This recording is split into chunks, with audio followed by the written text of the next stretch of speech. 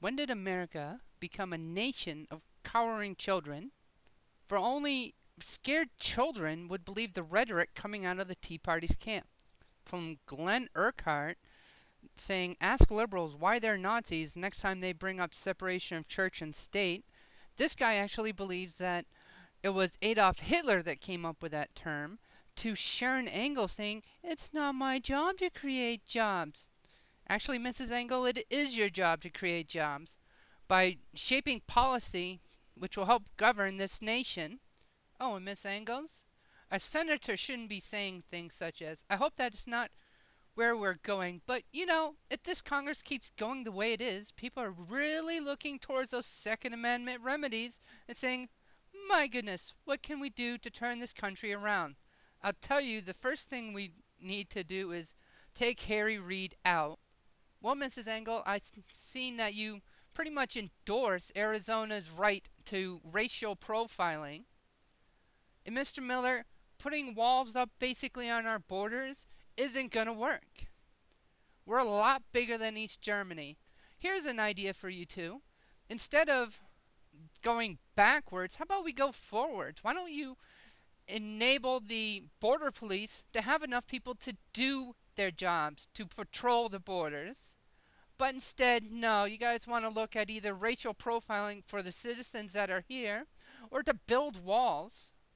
And Miss O'Donnell, it's in the First Amendment that states, Congress shall make no law respecting an establishment of religion. In other words, one religion can't dictate what our laws and policies of this country shall be.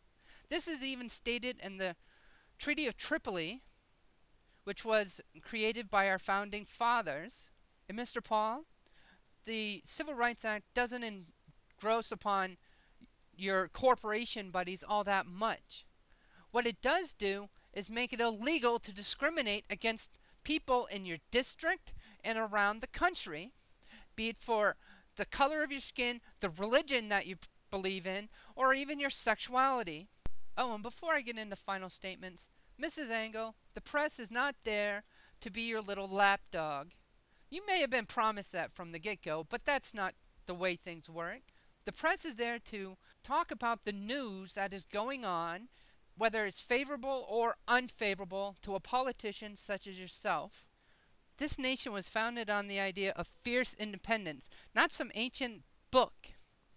And when did it become such a bad thing to be academic, to better yourself through education? When did that take place?